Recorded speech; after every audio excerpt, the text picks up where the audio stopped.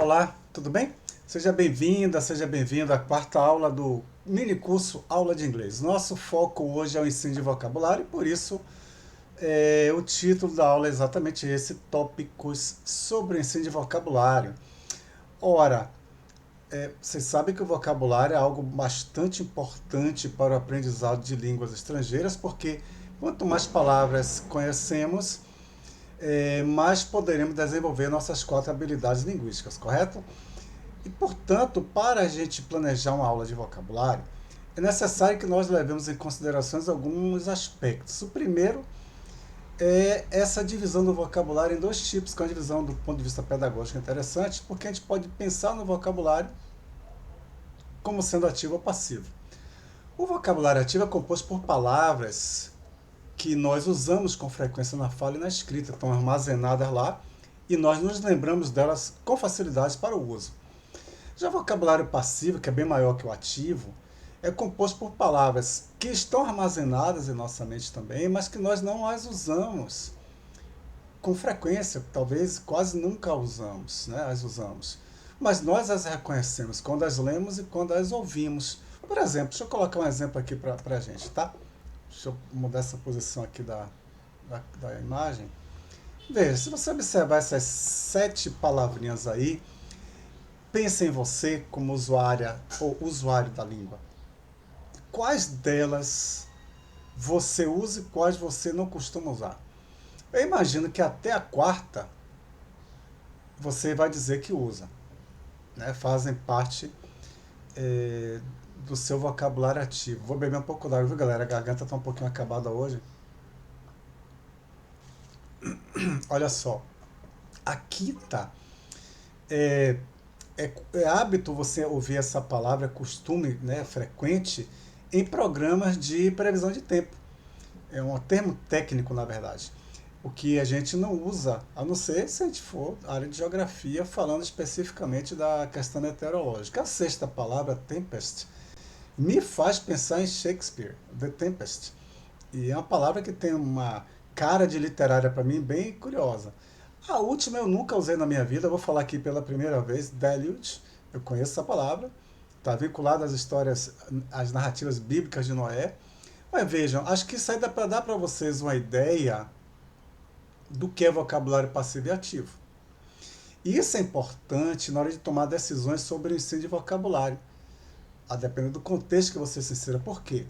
Olha só, podemos pensar nas atividades linguísticas em dois tipos: as habilidades receptivas e as habilidades produtivas, né? Leitura e compreensão oral receptivas, fala e escrita produtivas.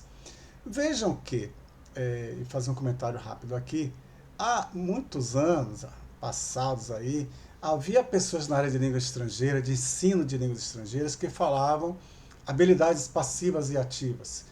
Ora, mas vejam, é injusto e é errado qualificar a leitura e a compreensão oral como habilidades passivas. Imagine uma estudante, uma aprendiz, né? Uma aluna sua, lendo um texto, ouvindo um texto em inglês. Ela está ali mobilizando processos cognitivos complexos para produzir sentidos a partir daqueles textos. De passividade não há nada ali. Há inclusive uma área na teoria da literatura chamada estética da recepção, que trabalha exatamente com a maneira com a qual as leitoras e leitores recebem os textos literários e produzem sentidos a partir deles. Se você quiser ler um pouco a respeito disso, eu recomendo a leitura de Os Limites da Interpretação, de Humberto Eco, Interpretação e Superinterpretação, que é organizado por ele, tem texto dele, de Jonathan Collar, o Richard Rorty, estão ali nesse livro, né? Enfim, de passividade não há nada nas habilidades receptivas. E vejam que a gente vai unir essas duas coisas, habilidades receptivas produtivas e vocabulário ativo e passivo, para tomar certas decisões para planejar uma aula, né? Ou durante o planejamento da aula de vocabulário. Repito, por que precisa saber disso? Porque você vai planejar a sua aula. E para planejar a sua aula, você tem que responder essa pergunta proposta por Nation. Nation escreveu um livro muito importante para quem quiser se aprofundar no ensino de vocabulário, que é um livro de 1990, mas ainda muito atual em relação ao que ele diz ali. E ele pergunta exatamente isso: what is involved in learning a word? O que está envolvido no aprendizado de uma palavra, que a gente pode pensar também de outra maneira, né? Refrasear isso e pensar assim: o que é necessário para conhecer uma palavra? Então você tem que se perguntar isso: o que é que minhas alunas e meus alunos precisam saber para conhecerem uma palavra, né? Isso é uma coisa importante. Então, olha só, Nation traz no seu livro um quadro amplo lá de elementos. Eu peguei esse quadro, dividi em quatro, coloquei no livro. Eu não vou botar esses quadros aqui, mas vou trazer algumas reflexões acerca disso, tá? Que aspectos da palavra você precisa levar em consideração quando planejar uma aula de vocabulário? A primeira coisa é a forma falada e escrita da palavra. Por que eu tenho que pensar na forma falada e escrita? Olha só, se você está dando aula para preparar a galera para o Enem, basta apenas a forma escrita para que eles reconheçam a aparência dela e o seu sentido, né? Para poder, claro, outros aspectos ali de ocorrência, né, tal. Mas vamos tirar o Enem do bolo aqui por enquanto e nos concentrarmos em institutos de idiomas e educação básica que trabalha com as 4 habilidades. Se você está formando, ajudando a formar, na verdade, né, leitoras e leitores em níveis mais avançados, por exemplo, eles vão ser apresentados a palavras com pouca frequência de uso, eles precisam reconhecer pelo menos as palavras para poder ler textos em que elas ocorram. O TOEFL vai exigir isso, por exemplo, na sua preparação, não é verdade? Claro, se eu estiver trabalhando com a turma para que eles aprendam, elas aprendam a escrever a palavra, vou trabalhar com sua forma escrita de uma maneira voltada para essa produção. Além da forma, eu tenho que me preocupar também com que outro aspecto da palavra. A posição em que ela ocorre na oração, ou seja, seus padrões gramaticais. Ela vem no começo da oração, no final, no meio, ela é complemento de um verbo, de uma preposição.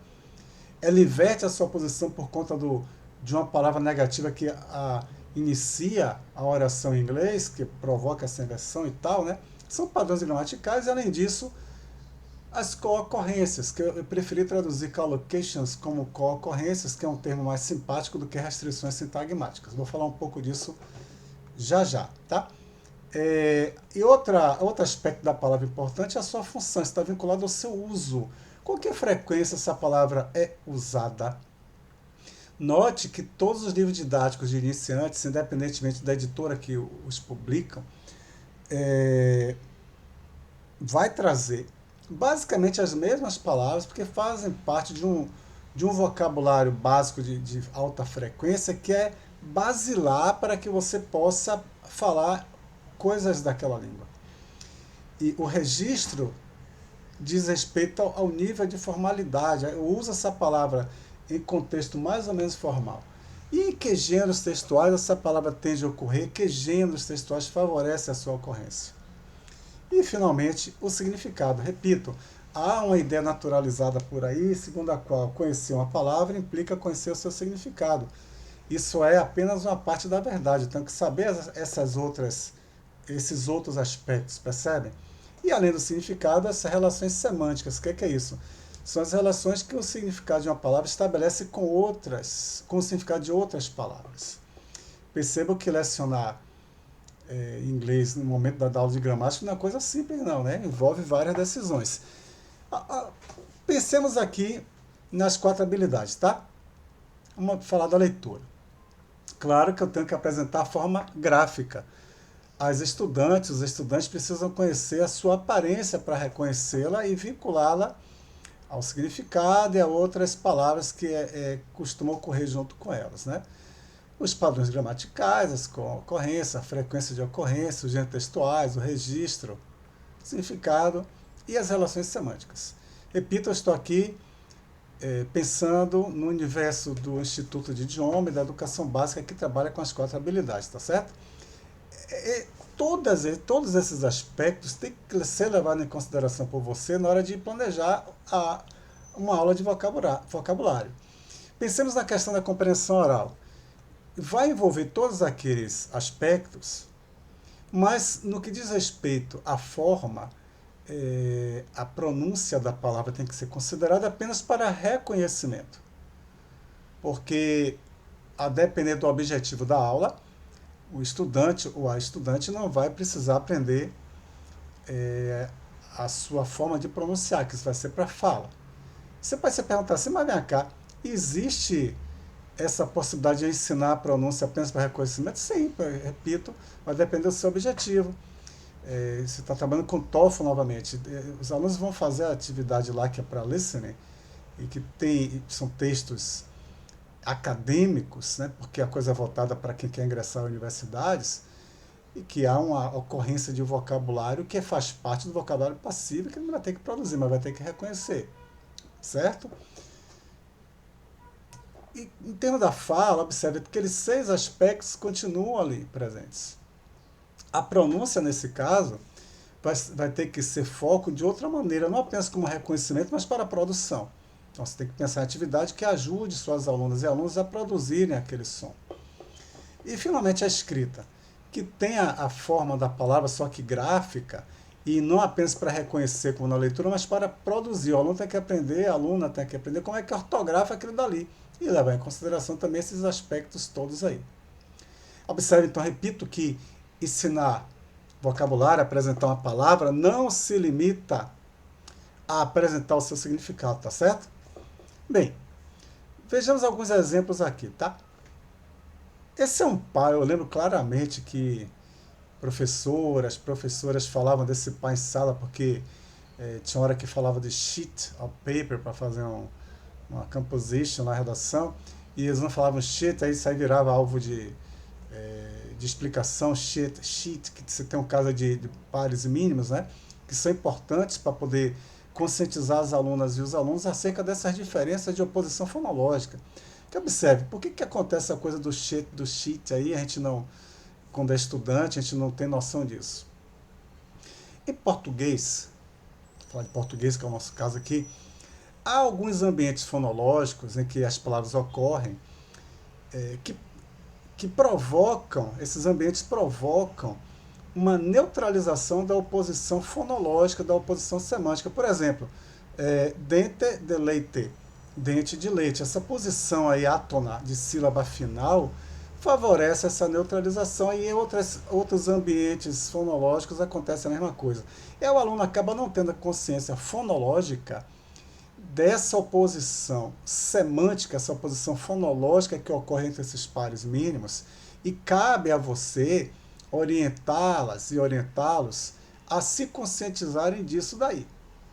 Atividades devem ser feitas para provocar essa conscientização, tá certo? Bom, e aí, vinculada à questão do som, tanto para a produção quanto para a compreensão, e aqui é muito mais para a produção, né, para a fala, existe uma coisa chamada fonotática. O que é fonotática? Só um minuto, água. Perdoe-me estar bebendo água, mas é porque estou com a garganta acabada, tá, galera? Me deem essa licença, por favor. A fonotática é um conjunto de regras de uma língua que estabelecem a combinação dos fonemas, dos sons. Que sons podem se combinar e que sons não podem. No caso da fonotática do português brasileiro, há regras que impedem, que barram esse som s, imediatamente seguido de t, s, em início de palavra, seguido de t. Não existe. É por isso que uma palavra como essa, stress, a gente faz o que em português? Quando essa palavra veio para cá logo de tomada de empréstimo, a gente colocava a vogal de apoio, estresse. Como é que o estudante pronuncia student? Quando ele está aprendendo, ele bota student. Então, esse tipo de coisa tem que ser levada para a sala de aula para poder conscientizar suas alunas e seus alunos acerca dessas questões importantes de produção de som. Tá? Outro exemplo que está vinculado à produção sonora também, para a fala e para a compreensão oral, Essas três palavrinhas aí que possuem exatamente a mesma pronúncia. There, there, there. E eu me lembro que logo quando eu comecei a estudar inglês, aí tinha assim o pessoal tentando dizer que era a segunda palavra era there, que a outra era there, não sei das quantas e tal, não é tudo igual. Aí vem a pergunta de alunas e alunos, professor, mas vem cá. Se essas três palavras se pronunciam da mesma maneira, como é que a gente vai para distinguir uma da outra quando a gente ouve alguém falando no CD, etc. Falei, bom, aí é o momento de você falar sobre essa palavrinha entre parênteses que é o contexto. Veja que antigamente se falava muito em contexto linguístico, contexto extralinguístico. Aí na linguística textual se resolveu o seguinte: usar a palavra contexto para se referir aos elementos não textuais, dentro do qual o texto se insere. Que elementos não textuais são esses? Quem produz o texto, quem o recebe, em que locus institucional é produzido esse texto e é recebido, em que momento histórico, conjuntural é recebido e produzido, enfim, o veículo, o suporte que o veicula é importante. E a palavra contexto foi criada para se referir especificamente ao contexto linguístico. Então, se eu quero fazer a adivinhação do sentido de uma palavra, é a adivinhação contextual. Eu vou olhar que palavras vêm antes e depois dela, qual é o tema do texto em que ela está inserida e o parágrafo, qual é o tópico do parágrafo. Então, isso é adivinhação contextual. Esse é o momento de começar também a falar sobre isso para seus alunos e alunos. O que vem antes de cada palavra que ele ouve aí e o que vem depois vai ajudá-los a definir que palavra que ele está ouvindo, que ela está ouvindo, tranquilo? E finalmente esse par de palavras simplesinhas, a primeira é o pronome, né, contraído com a forma verbal a forma da terceira pessoa singular do verbo to be, e a segunda palavra é o pronome adjetivo possessivo. Pronuncia-se da mesma maneira, mas observe que isso causa uma certa dificuldade para alunos iniciantes, para alunas iniciantes, porque são bem parecidas. Eles têm que entender essa função do apóstrofo, que é uma coisa que a gente não tem em português com frequência, né? Só aquelas coisas mais consagradas, d'água, nauma e por aí vai. Então é importante levar isso para a discussão em sala, para mostrar para eles, para elas, porque isso aí pode provocar erros na escrita e erros de entendimento de leitura, tranquilo? Veja que isso tudo faz parte do ensino do vocabulário. Você pode estar se perguntando, mas vem cá, esse último exemplo aí não tem a ver com gramática? Sim, são elementos gramaticais, né? Mas observe que eu estou aqui considerando esses elementos também do ponto de vista lexical, porque a sintaxe acaba se materializando por meio do léxico, não é verdade? Bem, então sigamos em frente aqui, tá? Vou tentar mudar esse slide. No que diz respeito ainda à forma, né? A posição da palavra na oração e tal, há que se falar das co-ocorrências, que é aquilo que eu disse, que eu traduzi de collocations. Eu vou contar um caso em português para poder ilustrar isso. Né? Aconteceu na Universidade Estadual de Feira de Santana, a UFES, a minha querida UFES, a minha saudosa UFES. Estávamos eu e um grupo de alunas e alunos conversando antes de uma aula começar, e uma aluna, que é uma figura, estava lá batendo papo, contando um caso, e ela soltou esse enunciado aí. Leram? O jegue do meu vizinho morreu. Ela continuou contando a história, só que eu e os colegas dela, paramos de prestar atenção na história, nos entreolhamos, começamos a rir, e ela perguntou qual caso. Eu falei, fulana, quem foi que morreu? Foi o jegue que pertencia ao seu vizinho ou foi o vizinho que você considerava um jegue? Essa ambiguidade curiosa é provocada por uma questão interessante. Olha só, o verbo morrer, que foi o que ela usou, seleciona como seu sujeito um nome, um substantivo que tem um traço semântico mais animado. Por exemplo, a flor, né, o cachorro, o ser humano. Todo substantivo com traço mais animado pode se candidatar a ocupar essa posição de morrer, ou seja, esse substantivo e morrer co-ocorrem. Você colocar aí nessa lacuna um substantivo com traço menos animado, por exemplo, a bateria, o carro, você cria uma metáfora. E é assim que as metáforas vão surgindo a partir desses deslocamentos de traços semânticos, né? Mas, enfim, observe que se ela tivesse usado o verbo falecer, não haveria ambiguidade, porque falecer seleciona um sujeito que seja um substantivo, né, um nome, com traço semântico mais humano. Não basta ser mais animado, tem que ser mais humano. Então, se ela tivesse dito o jegue do meu vizinho faleceu, saberíamos que foi o vizinho e que ela considerava o cara muito burro. Então, observem que as co-ocorrências são muito importantes. Então, no caso do inglês, vamos aqui, deixa eu botar essa câmerazinha de novo.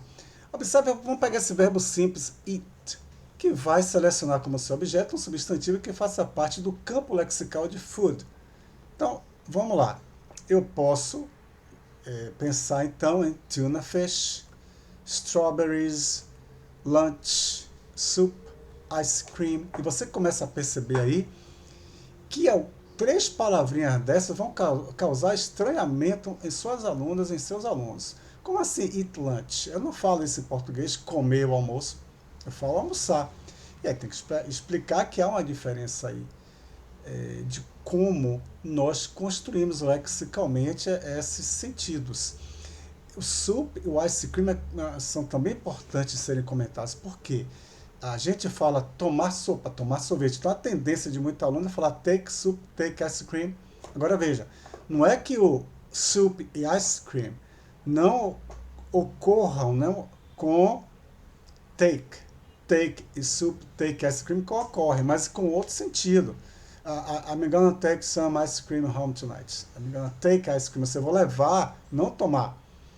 Então, observe que se eu estou ensinando a palavra eat, o verbo eat, não basta eu apresentar o sentido. Eu vou ter que também dar informações sobre essas questões de ocorrências. Tranquilo? Vamos pegar outro exemplo aqui, que é o caso do verbo to drink, que vai selecionar como seu objeto um substantivo do campo lexical de beverage. E eu coloquei 4 exemplos, aí tem vários, né? Com asteriscos. Por quê? Porque o que acontece é que quando a gente fala, vou tomar uma cerveja, né? I'll have a beer, ou vamos tomar café, let's have some coffee, a gente vai usar o verbo have, não drink.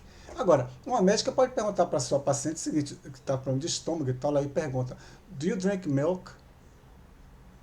Olha que interessante, a gente não fala, let's drink some beer, a gente não fala isso. Ou seja, esses substantivos ocorrem com drink, mas em determinados contextos, não em outros. Então, esse tipo de informação deve fazer parte da aula de vocabulário, que, repito, pela milésima vez, vou repetir de novo, não se limita à apresentação do significado lexical. Tranquilo? Legal. Seguir em frente aqui, se eu conseguir mexer com esse cursor que eu estou me mordendo, e falar de uma coisa importante que eu chamo de restrições discursivas, tá? Há um texto,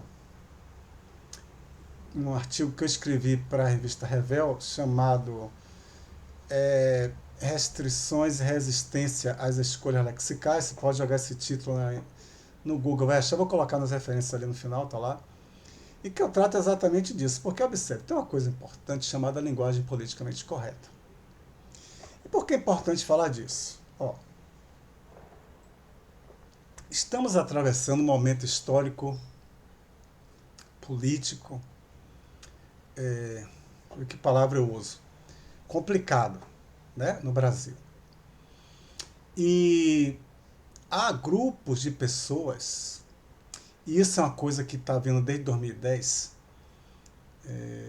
eu escrevi um texto, 2 a respeito disso, como o discurso de ódio se intensificou no Brasil contra as minorias sociais, contra os nordestinos. E é uma coisa que muitas pessoas que realizam esse discurso de ódio alegam em sua defesa é a ideia de que elas possuem liberdade de expressão. E que politicamente correto é mimimi. É um termo ridículo, usado para desqualificar discursos contrários, né? Tá.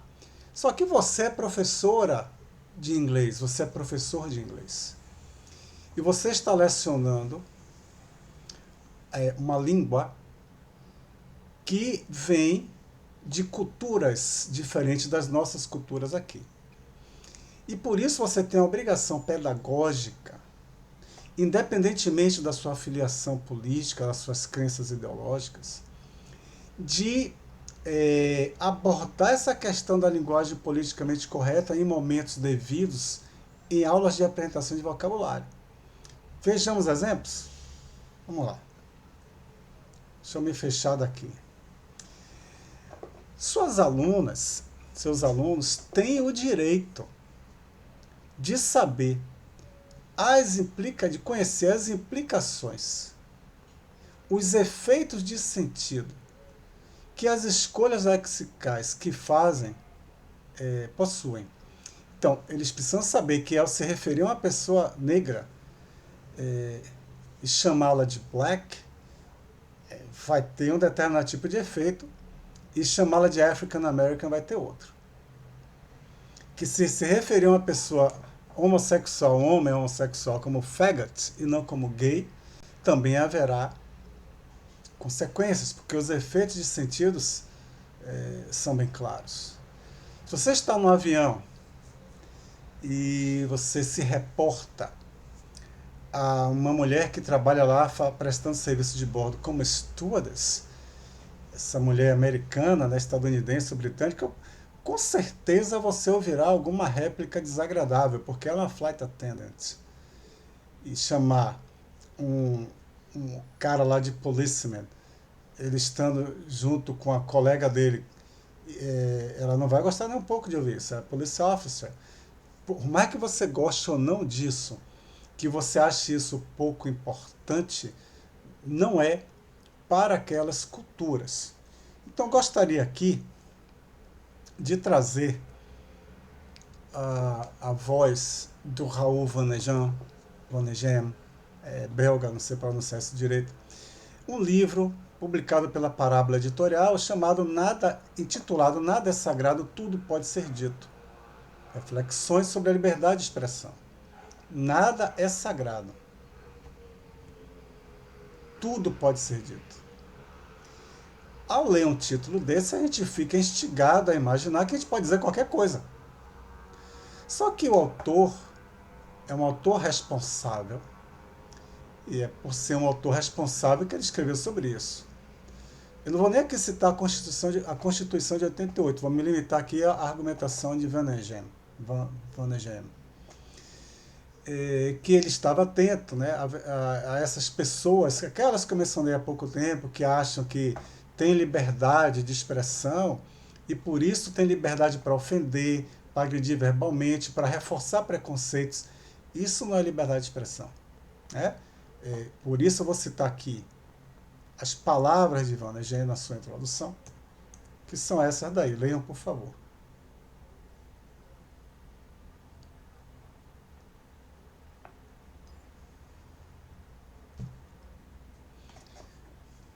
Então,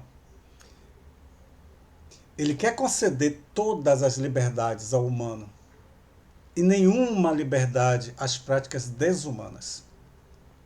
A absoluta tolerância a todas as opiniões deve ter por fundamento a intolerância absoluta a todas as barbáries.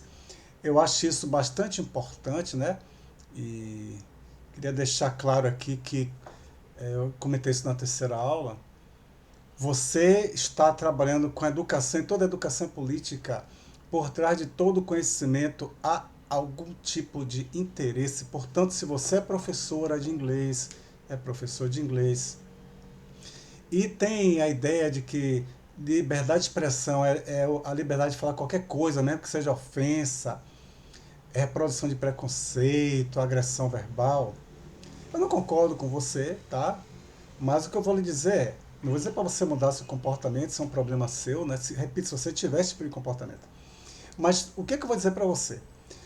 Do ponto de vista profissional pedagógico, Você tem a obrigação de deixar esse tipo de pensamento de fora para informar as suas alunas e a seus alunos que a linguagem politicamente correta deve ser levada em consideração quando eles estiverem se relacionando linguisticamente com pessoas da Inglaterra, dos Estados Unidos, do Canadá, da Nova Zelândia, da Austrália e de outros países em que a língua inglesa não é usada como língua 1, mas que é usada por pessoas de lá, porque essas culturas podem ter resistência fortíssima a esse tipo de comportamento desrespeitoso linguisticamente. Está claro isso? Espero que você tenha entendido a minha posição. Estou aqui apenas na minha posição profissional, né, de professor, de formador de professores, de professoras, compartilhando a informação que é relevante para a prática pedagógica, independentemente de questões político-ideológicas que eu tenha ou que você possa ter e que devemos deixar de lado em termos quando formos dar aula de inglês, porque as alunas e os alunos, repito, têm direito de conhecer os aspectos circundantes do vocabulário da língua inglesa, que é algo cultural. Tranquilo? Podemos seguir em frente aqui então, né? Eu queria nesse momento tratar das relações semânticas, que faz parte daquele aspecto significado da palavra. E a primeira coisa que eu tenho que falar aí é a sinonímia. Deixa eu sair daqui. Falar da sinonímia, deixa eu voltar na verdade. A sinonímia é o seguinte, ó, tem muita gente que pensa que a sinonímia é igualdade de significados. Não é não. Sinonímia é semelhança de significados. Qual é o corolário disso? Ó, deixa eu conseguir mexer nesse mouse aqui. É que não existe sinonímia perfeita. Há dois sinônimos. Você não consegue distinguir, né, um do outro. Qual é a diferença? Você não sabe. Não importa. Eles possuem diferença. Você que não sabe. Nenhuma língua do mundo pode se dar o luxo de ter no seu léxico duas palavras exatamente com o mesmo sentido. Isso não existe. Certo? E outra coisa. Deixa eu sair daqui. Qual a implicação de a sinonímia não ser igualdade de significados, mas sim semelhança de significados? Que você precisa ajudar suas alunas e seus alunos a aprender a usar os dicionários. Como assim? Observe que geralmente o aluno tá com o dicionário, que é aquela versão estudantil, né? O Learner's Version, né? Learner's Edition, que é uma versão mais resumida, e por ser mais resumida vai ter que ter menos informações para cada entrada do verbete lá, né? Tá. Então, ele vai trazer, por exemplo, sinônimos. Mas veja, se não há sinonímia perfeita, eu não posso simplesmente pegar qualquer um daqueles sinônimos para substituir uma palavra que eu já coloquei no meu texto. Porque eu corro sério risco de estar usando aquela palavra de maneira inadequada. Porque lembrem-se, não são semanticamente iguais, são semelhantes.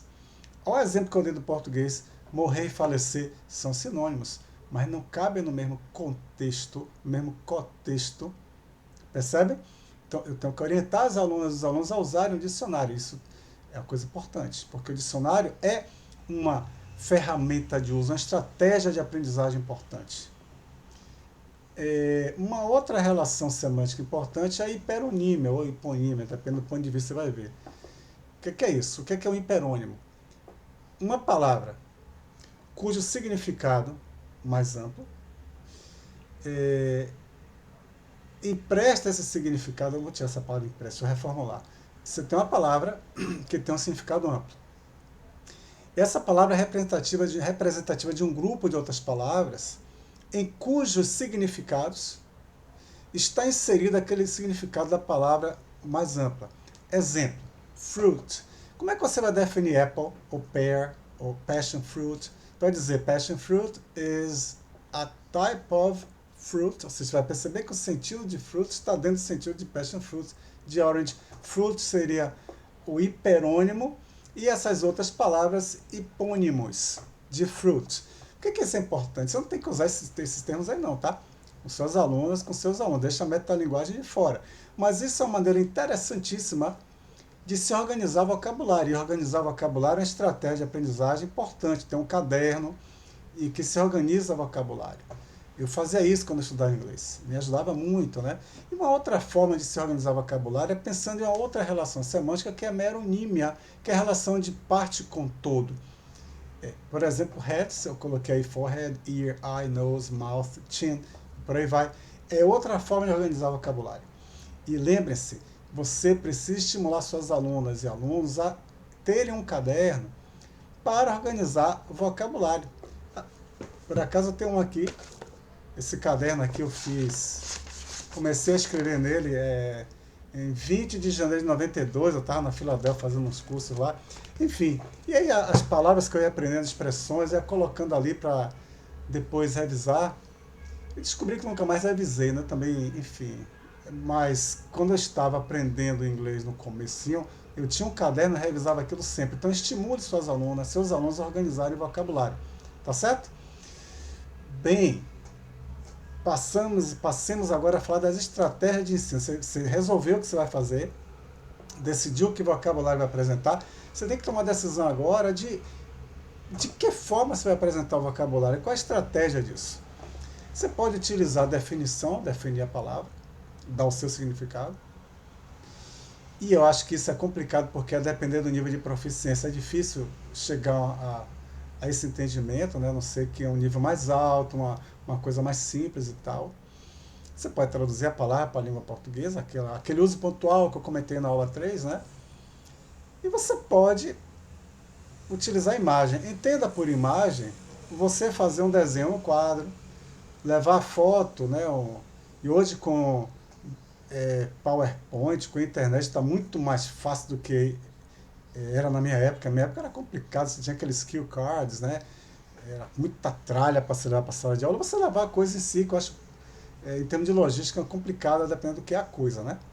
Enfim, você vai decidir o que é mais interessante para você.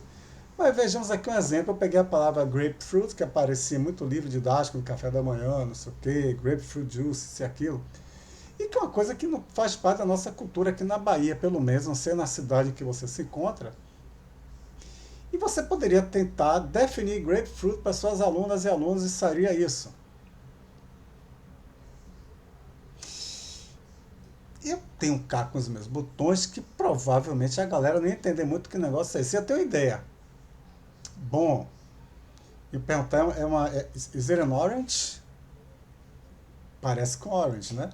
Aí você não, e você vai dar a tradução para adiantar seu lado, taranja, ou perdão, toranja, né? Ou toronja. Eu garanto que vai ter muita gente que também não vai saber o que é isso. Se você então mostra a imagem, né? Vamos ver a imagem? Aí, perdão, não é a imagem ainda não. Você pode desenhar a imagem. Essa figura aí sou eu, tá? O quadro em branco, eu me perguntando como fazer o desenho.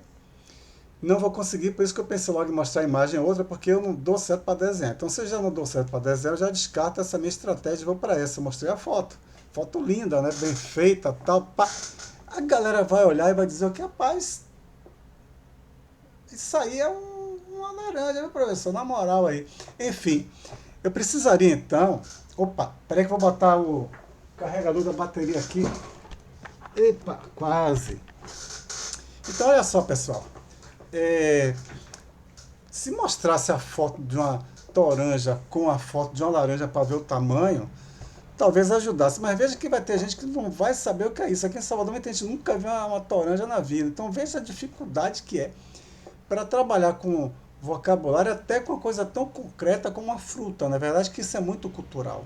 E a cultura vai interferindo aí, positiva ou negativamente, nas suas apresentações de vocabulário.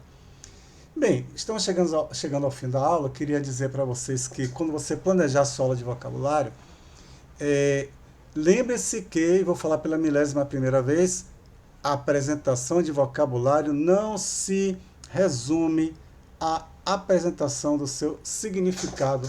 Tranquilo? Você vai ter que levar em consideração também as habilidades linguísticas em questão, as receptivas e as produtivas. vai ter que pensar nas estratégias de ensino. E aqui uma coisinha que eu não poderia deixar de lembrar para vocês, que é aquela pergunta. Você faz toda a explicação do vocabulário, qualquer outra coisa, mas nesse caso o vocabulário. Do you understand? Se a aluna diz no, você já sabe que não deu certo a explicação.